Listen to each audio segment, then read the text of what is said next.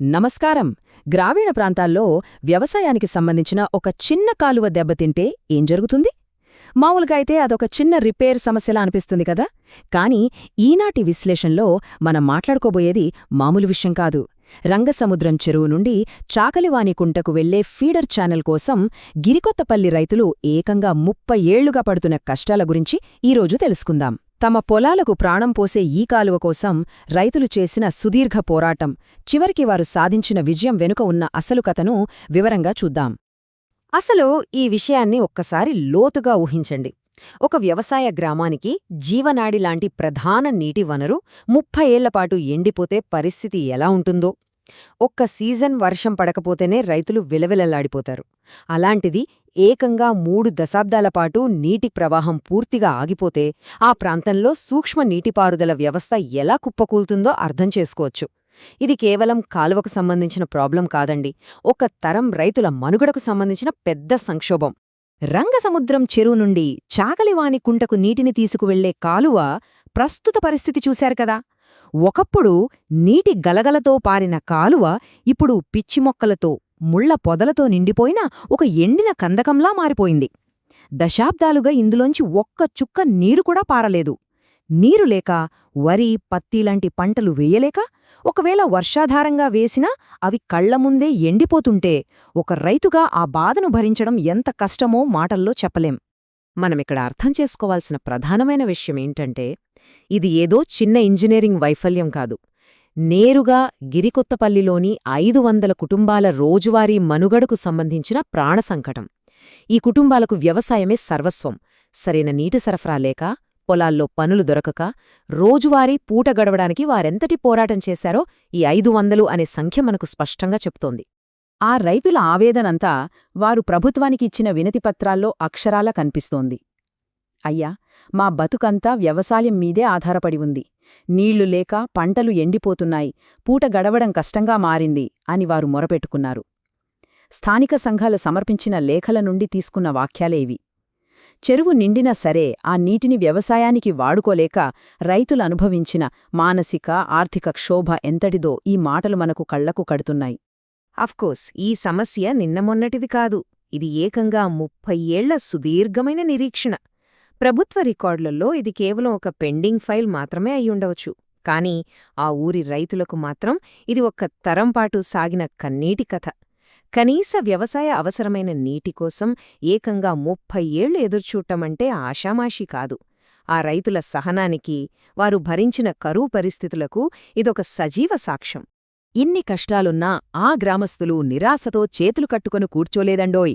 రైతులందరూ ఏకమై రైతు సంక్షేమ సంఘం, రజక సంఘం లాంటి సంఘాలుగా ఏర్పడ్డారు. తమ బతుకుదెరువును కాపాడుకోవడం కోసం అధికారుల చుట్టూ తిరిగి 10ల సంఖ్యలో వినతిపత్రాలిచ్చారు. వాళ్ల దశాబ్దాల పోరాటానికి ఈ అధికారక పత్రాలే అసలైన నిదర్శనం. అసలు ఒక చిన్న గ్రామీణ ప్రాజెక్టు మంజూరు కావడానికి అఫీషియల్ ప్రాసెస్ ఎంత కాంప్లెక్స్గా ఉంటుందో చూస్తే తల తిరిగిపోతుంది.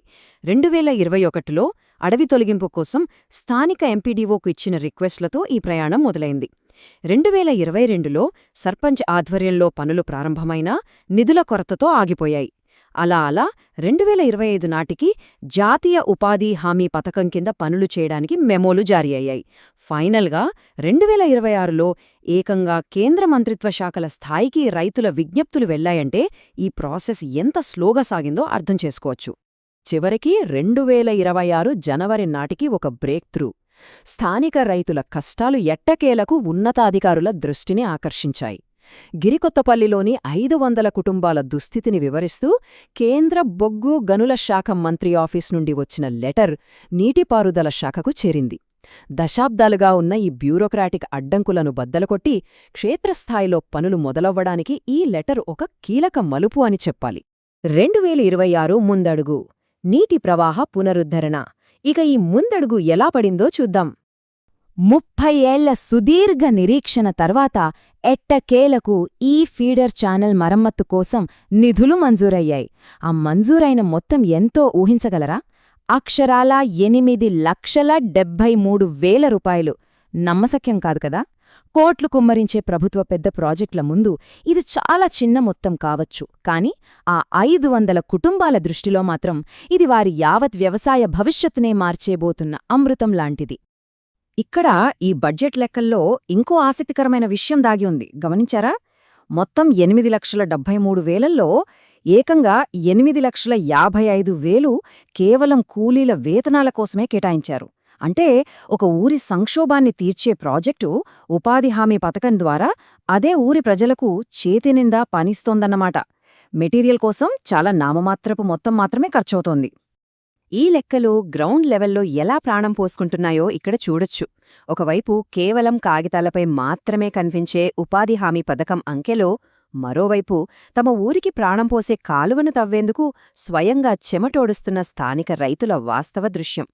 ఫైళ్లలో నిద్రపోయే ప్రభుత్వ పథకాలు ఆచరణలో గ్రామీణుల శ్రమతో ఏకమైతే రిజల్ట్ ఎంత అద్భుతంగా ఉంటుందో చెప్పడానికి ఇదొక బెస్ట్ ఎగ్జాంపుల్. ఇక ప్రస్తుతం 2026లో ఈ ప్రాజెక్టు తాజా పరిస్థితి ఏంటంటే, దశాబ్దాల కల నెరవేరుతుండటంతో గ్రామస్తులందరూ ఏకమై రంగసముద్రం చెరువు కాలువ పనుల్లో ఉత్సాహంగా పాల్గొంటున్నారు. మండే ఎండలను సైతం లెక్క చెయ్యకుండా రేపు తమ పత్తి, వరి పొలాలకు మళ్లీ నీళ్లు పారుతాయన్న ఆశతో మహిళలు, పురుషులు కలిసికట్టుగా మట్టి తొలగిస్తున్నారు. తమ జీవనాధారాన్ని పునరుద్ధరించుకుంటూ తమ భవిష్యత్తును వారే స్వయంగా నిర్మించుకుంటున్నారు. గిరికొత్తపల్లి రైతుల సుదీర్ఘ పోరాటం ఫైనల్గా సక్సెస్ అయింది. కాని ముగించే ముందు మనందరం ఆలోచించాల్సిన విషయం ఒకటుంది. కేవలం 8 లక్షల రూపాయల చిన్న మరమ్మతు కోసం ఒక వ్యవసాయ గ్రామం 30 ఏళ్లు ఎదురుచూడాల్సి వస్తే, ఇలాంటి మౌలిక సదుపాయాల లేమతో దశాబ్దాలుగా చీకట్లో మగ్గుతున్న సూక్ష్మ నీటిపారుదల వ్యవస్థలు మన దేశంలో ఇంకెన్నున్నాయో కదా. బయటి ప్రపంచానికి తెలియని ఆ రైతుల పోరాటాలు ఇంకెన్ని దాగున్నాయో ఆలోచించండి. ఈ ప్రయాణంలో నాతో పాటు ఉన్నందుకు ధన్యవాదాలు. మళ్ళీ మరో ఆసక్తికరమైన విశ్లేషణతో కలుద్దాం.